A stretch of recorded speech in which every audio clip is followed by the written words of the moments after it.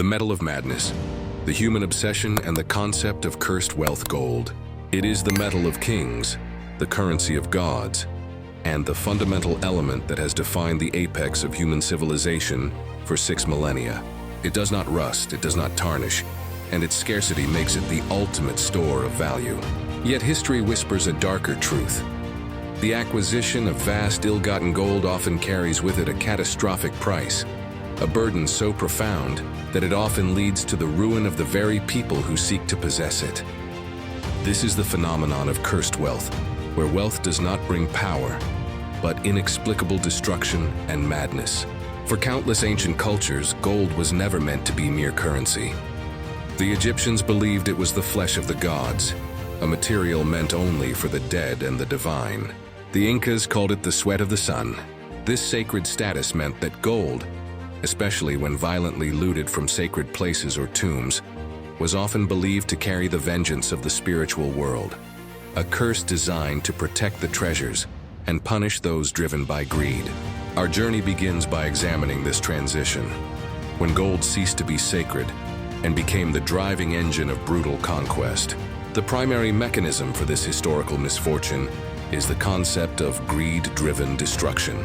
When a king or an explorer suddenly acquires unimaginable wealth, the wealth itself becomes the catalyst for their downfall. It breeds internal resentment, external conflict, paranoia, and moral corruption. The pursuit of gold is often so intense that those who obtain it lose sight of all political stability, human compassion, and self-preservation. A prime early example is the conquest of the New World. Spanish conquistadors like Hernán Cortés and Francisco Pizarro were not merely seeking territory. They were driven by an almost psychotic lust for gold, the promise of El Dorado. This obsession led them to commit atrocities on a scale previously unknown, systematically dismantling the Aztec and Inca empires in a matter of years. Yet very few of the original conquistadors ended their lives peacefully or retained their wealth. They were often consumed by the very greed they possessed, dying in obscure battles, executed by their own commanders, or losing their fortunes in political infighting. The vast gold of the Americas did not secure the long-term wealth of the original conquerors. It secured their mutual destruction and guaranteed decades of instability for the Spanish crown itself.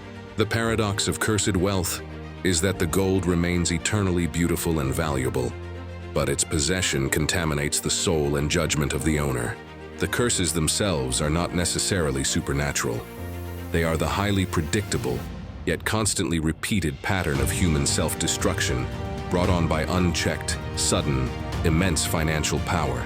We see this pattern repeated across 5 continents and 3 millennia. In the subsequent parts of this series, we will investigate 5 legendary gold caches, the true treasures that defy historical explanation, to determine if their destructive power is mere coincidence or the deliberate spiritual vengeance of the ancients. The price of gold, it seems, is paid not in currency, but in blood and sanity. The Pharaoh's vengeance, the curse of Tutankhamun, and the gold that brought death to the discoverers. Of all the historical narratives surrounding cursed wealth, none is more famous or more chillingly documented than the curse associated with the discovery of Tutankhamun's tomb in 1922. This was not a hoard of looted gold, but a perfectly preserved sanctuary of royal Egyptian wealth, the richest archaeological discovery ever made. Yet within a few years of its opening, an inexplicable series of misfortunes and premature deaths struck those closely connected to the excavation, transforming the gold of the pharaoh into the ultimate symbol of ancient vengeance. The discovery was the culmination of years of tireless, expensive work by British archaeologist Howard Carter and his financial backer, Lord Carnarvon. When Carter finally breached the innermost chamber and beheld the breathtaking spectacle of the pharaoh's wealth, the massive gold sarcophagi, the countless golden artifacts, and the iconic, solid gold death mask, he had touched the zenith of archaeological achievement. However, the discovery was almost immediately accompanied by an aura of menace, fueled by the unsettling warnings reportedly found at the tomb's entrance, though the precise nature and even existence of a specific inscribed curse remain subjects of debate. The curse began its grim work almost immediately. In April 1923, just months after the main chamber was opened, Lord Carnarvon died suddenly from an infected mosquito bite, which quickly developed into a fatal case of erysipelas, blood poisoning. His death was dramatic and widely reported. At the exact moment he died in Cairo, all the lights in the city supposedly failed for several minutes.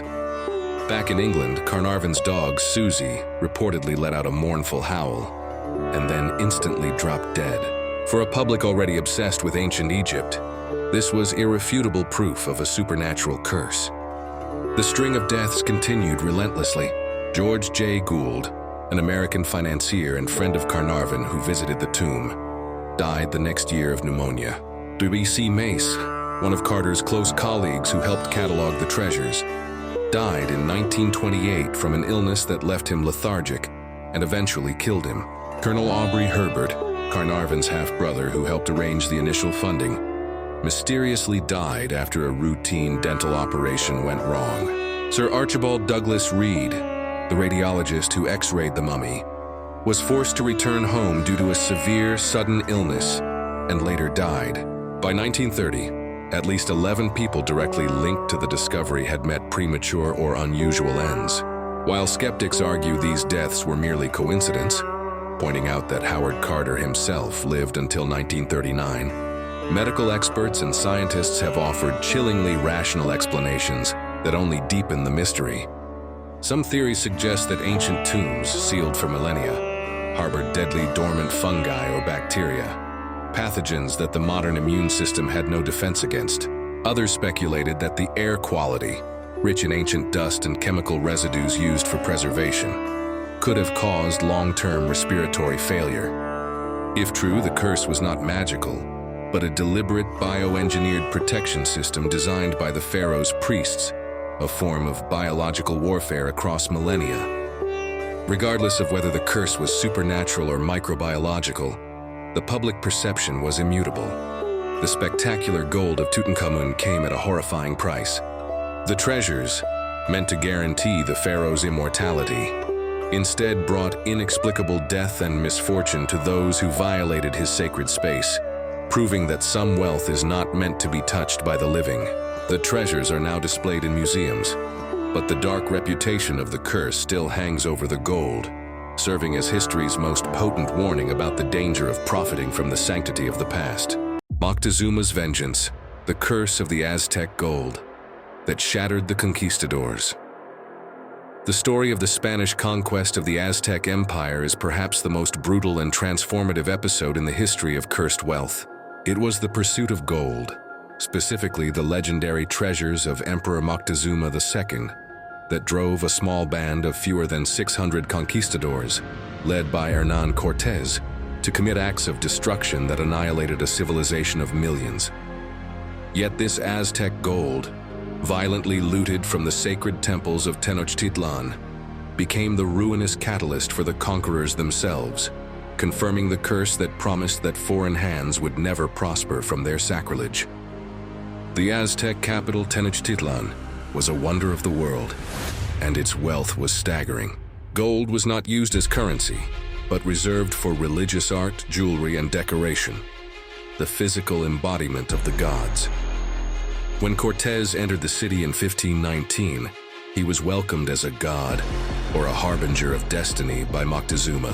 However, the initial reverence quickly turned into a terrifying siege when the Spaniards, blinded by greed, imprisoned Moctezuma and began systematically melting down the sacred artifacts into crude gold bars. This act was not just theft, it was the ultimate desecration of the Aztec spiritual world, guaranteeing a terrible retribution. The curse began on the infamous night of La Noche Triste, the Sad Night, in June 1520.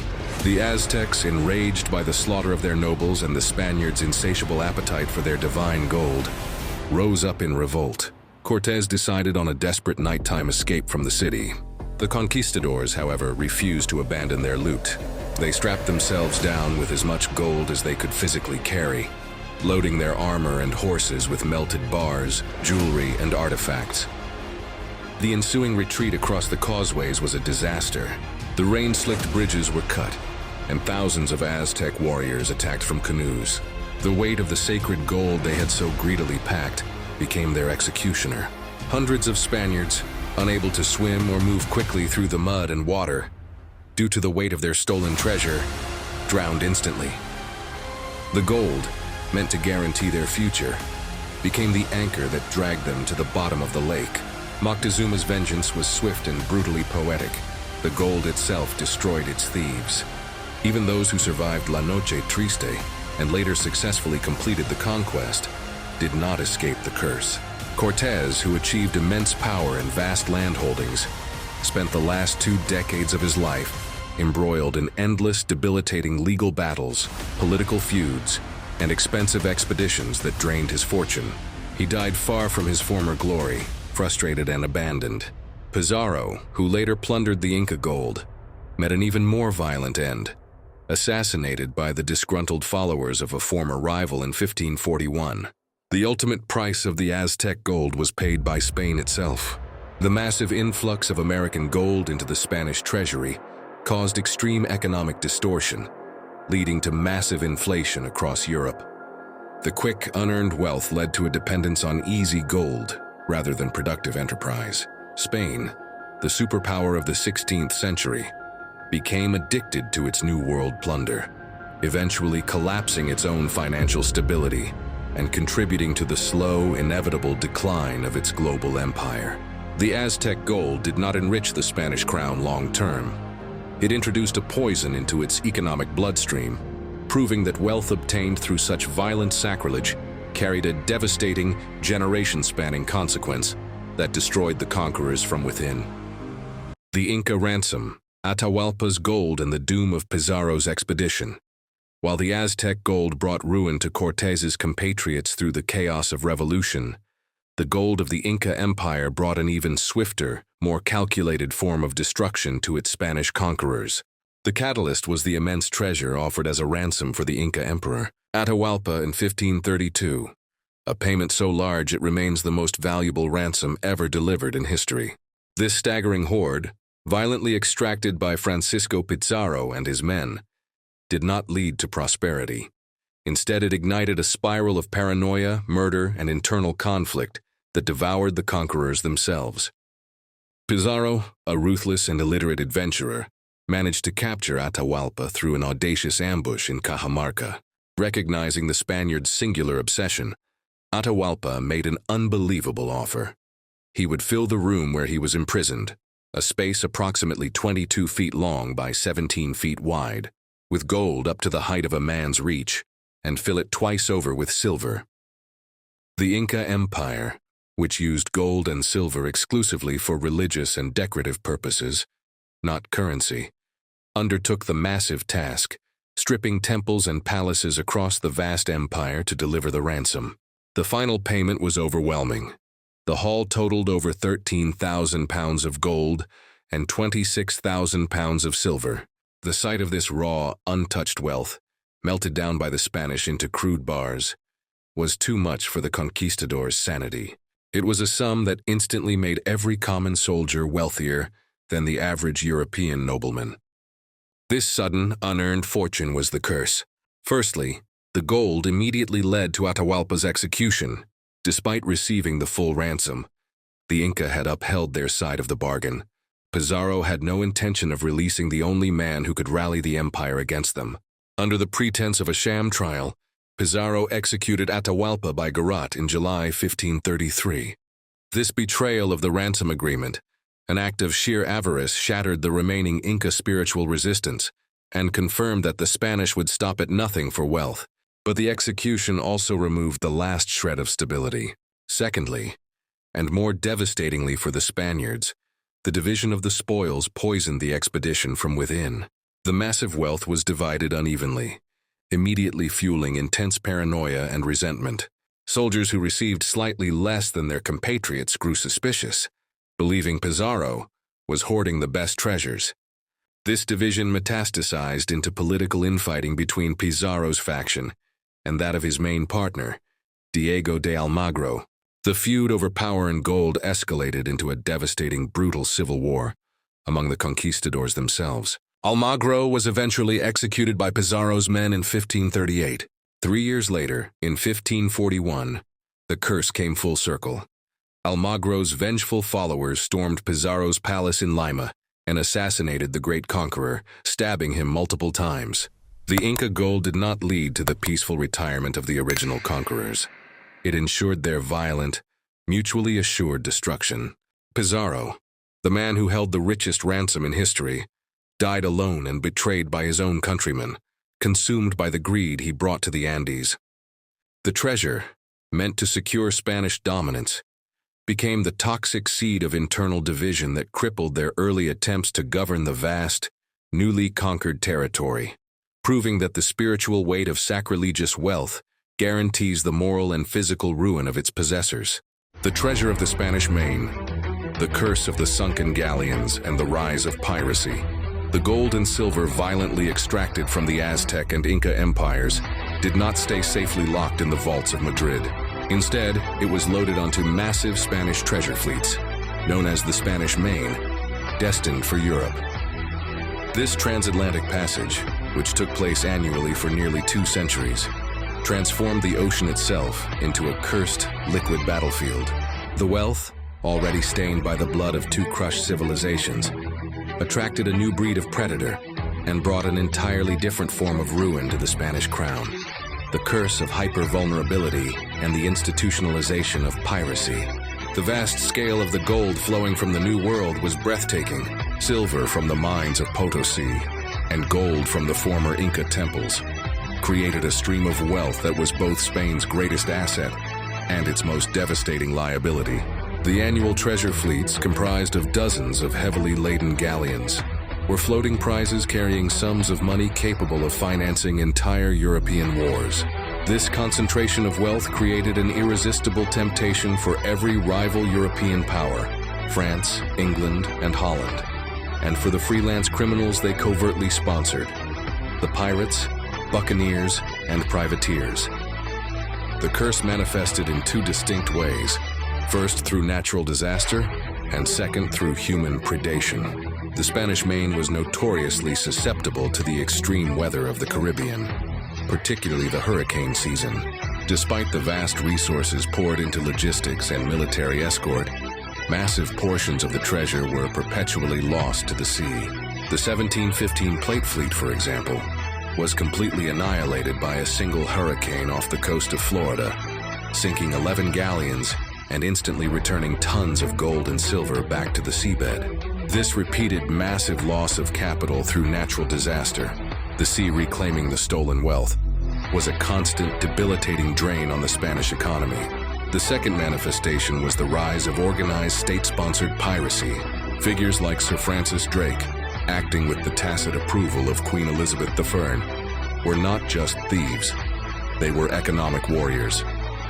By successfully intercepting Spanish treasure ships, they simultaneously enriched the English crown and directly starved the Spanish treasury. Every piece of Aztec or Inca gold that fell into English hands was a direct injection of cursed wealth into a rival power, fueling naval expansion and providing the capital needed to challenge Spanish supremacy on the world stage.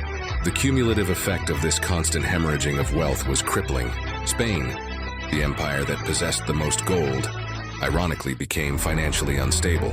The need to protect the treasure fleets forced Spain to dedicate an unsustainable portion of its national budget to maintaining a massive, expensive navy. Furthermore, the inflationary effects of the gold, as discussed in Part 3, meant that while the crown possessed vast amounts of specie, the real purchasing power within Spain itself declined rapidly. The ultimate irony of the Spanish Main's curse is that the gold did not secure the empire. It advertised its weakness. The treasure fleets were a giant annual invitation for conflict, driving European geopolitics not toward peace, but toward an endless cycle of naval warfare and state-sponsored crime. The price of the stolen gold was the perpetual insecurity and the gradual, inevitable decline of the Spanish Empire, proving that wealth, when amassed through violence and displayed without restraint, transforms itself into an existential strategic liability. The treasures now lie scattered across the ocean floor, marking the grave of the empire that risked everything for the metal of madness. The Amber Room, the curse of the Nazi loot and the unfinished revenge. While the curses associated with Aztec and Egyptian gold are rooted in ancient religious desecration, the terrifying misfortune linked to the treasures looted by the Nazi regime during World War II demonstrates that the destructive power of ill-gotten wealth is not confined to antiquity. It is a timeless principle. The most infamous example of this catastrophic modern curse is the fate of the Amber Room, a masterpiece of craftsmanship whose disappearance and subsequent calamities have plagued its seekers for over 8 decades. The Amber Room, often called the Eighth Wonder of the World, was originally constructed in the early 18th century for the Prussian King Friedrich I and later gifted to Tsar Peter the Great. It was a chamber entirely lined with intricate panels of carved amber, gold leaf, and mirrors, estimated to contain 6 tons of solidified resin. It was a priceless symbol of Russo-Germanic cooperation and imperial splendor, located in the Catherine Palace near St. Petersburg. When the Nazi forces invaded the Soviet Union in 1941, the German Art Recovery Unit, the Kunstschutz, immediately targeted the room. The local curators attempted to conceal the amber panels with wallpaper, but the Nazis quickly discovered them. The room was meticulously dismantled, packed into 27 crates, and shipped to Königsberg Castle in East Prussia, now Kaliningrad. It was there, sometime between 1944 and 1945, as the Soviet army closed in, that the Amber Room vanished entirely. It has never been conclusively found. The curse of the Amber Room began immediately and focused squarely on those tasked with its protection or recovery. The Nazi official responsible for overseeing the room, Dr. Alfred Rode, who had fiercely defended its German heritage and stored it in Königsberg, was found dead of unexplained illness just after the war ended. His death was officially listed as natural, but its timing, just before the full Soviet occupation, fueled whispers that the stress of guarding the priceless treasure, or the inability to move it, had claimed him. More chillingly, the fate of those who claimed to know the room's final location has been marked by inexplicable violence and death. Erich Koch, the Nazi Gauleiter, regional leader of Königsberg, was the highest-ranking official to survive the war, and almost certainly knew the room's fate. He spent decades in Polish prisons, refusing to reveal the secret, haunted by the knowledge until his death. The curse was not limited to the original thieves. Over the years, countless amateur historians and professional treasure hunters have obsessively dedicated their lives, fortunes, and sanity to finding the room, only to be met with misfortune. Investigations have been abruptly halted by political interference, and key witnesses have died mysteriously before divulging critical information. The most dramatic incident involved the death of a prominent German art historian who was reportedly murdered in 1980 after making a major breakthrough in the search. His body discovered in a barrel, fueling intense speculation that hidden forces were actively working to keep the Amber Room's secret buried forever. The irony of the Amber Room's curse is that the treasure's power is now derived entirely from its absence. The priceless artifacts, stolen by the Nazis as a symbol of their ideological superiority and rapacious lust for loot, never brought them any benefit. Instead, the pursuit of this massive stolen wealth left a trail of ruined lives, sudden deaths, and enduring historical shame, perfectly illustrating the principle that wealth acquired through modern tyranny carries a heavy, destructive metaphysical toll, a revenge enacted not by ancient gods, but by the sheer weight of historical trauma and greed. The Amber Room remains a gaping, painful wound in history, perpetually seeking its unfinished revenge. The Curse of El Dorado, the myth that drove continents mad, and the final verdict on cursed wealth. Our journey through history's most infamous hoards of cursed gold, from the bio-vengeance of Tutankhamun's tomb to the strategic destruction caused by the Inca ransom, culminates with the one treasure that embodies the madness of pure, unchecked human avarice: El Dorado. El Dorado was not a single, tangible treasure. It was a ghost, a myth of unimaginable, endless gold that drove explorers, soldiers, and entire nations into a state of irrational obsession for centuries. proving that the curse of gold can be more destructive when the wealth is imaginary than when it is real. The legend originated with the Muisca people of Colombia, who held a ritual where a newly crowned chief would cover himself in gold dust and dive into Lake Guatavita, offering golden artifacts to the water. This was the Gilded Man, or El Dorado. The Spanish, upon hearing these fragmented accounts, immediately transformed the ritual into the myth of a colossal city of gold, a metropolis where streets were paved with gold and temples were solid gold structures. This myth immediately metastasized into a historical pathology. Unlike the calculated destruction carried out by Cortez and Pizarro, the pursuit of El Dorado became a campaign of pure, self-inflicted chaos that consumed countless expeditions. The promise of infinite wealth bypassed reason, transforming hardened explorers into fanatics, willing to endure unimaginable hardship and sacrifice their entire fortunes and lives.